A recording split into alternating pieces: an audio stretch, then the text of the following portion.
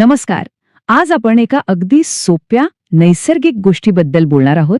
एक अशी गोष्ट जी आपलं आरोग्य सुधारू शकते आणि तीही दिवसाच्या अगदी सुरुवातीलाच.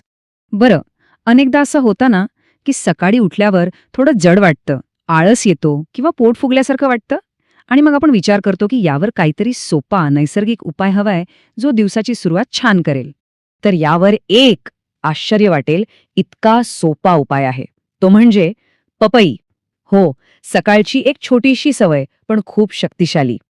आता बघा, दिवसाची सुरुवातच पपईने केली तर काय होतं, आपलं शरीर त्यातील सगळी पोषक तत्व खूप चांगल्या प्रकारे अगदी प्रभावीपणे शोषून घेतं. कारण पोट रिकामं असतं ना, आणि मग अख्ख्या दिवसासाठी एक सकारात्मक ऊर्जा मिळते. पण मग प्रश्न येतो की या पपईमध्ये असं नेमकं आहे तरी काय जे तिला इतकं खास बनवतं. चला तर मग यामागचं विज्ञान जरा सोप्या भाषेत समजून घेऊया.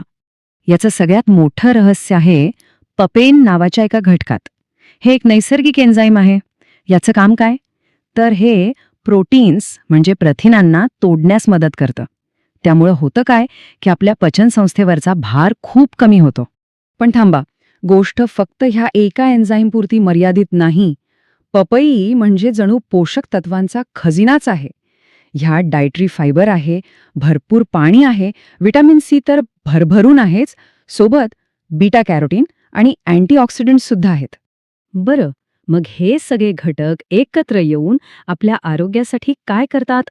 चला, याचे 3 मुख्य आणि महत्वाचे फायदे पाहूया. एका साध्या सवयीचे किती मोठे परिणाम होऊ शकतात ते बघूया. पहिला आणि सगळ्यात महत्वाचा फायदा म्हणजे पचनक्रिया सुधारते. ते पपेन, फायबर आणि पाणी हे तिघं मिळून आपलं पोट स्वच्छ ठेवतात. बद्धकोष्ठतेसारख्या समस्यांपासून नैसर्गिक आराम मिळतो.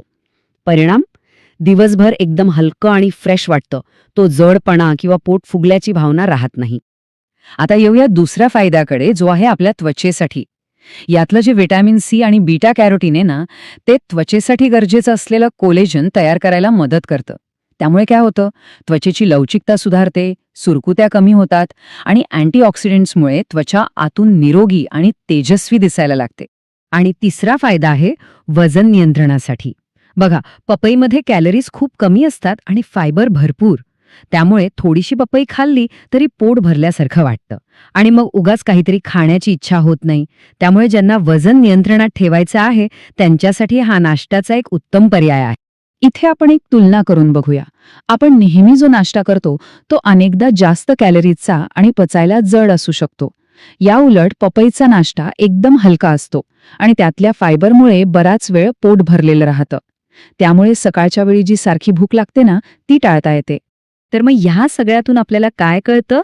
एक अगदी छोटासा बदल, फक्त सकाळच्या रुटीनमध्ये पपईचा समावेश करणं, पण त्याचे परिणाम किती मोठे आणि सकारात्मक आहेत.